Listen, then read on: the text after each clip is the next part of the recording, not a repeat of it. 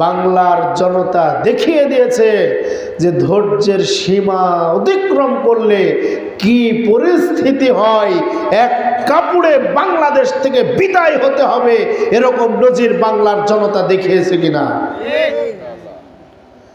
সম্মানিত উপস্থিতি, রাসূলুল্লাহর প্রতি শুধু মৌখিকভাবে দরুদ পড়লেই হবে না, শুধুমাত্র একটু জিকির আজকার করলেই হবে না, বরং আল্লাহ রাব্বুল আলামিন সূরাতুল বাকারার মধ্যে বলছেন, সিবগাতাল্লাহ ওয়া মান আহসানু মিনাল্লাহি সিবগা।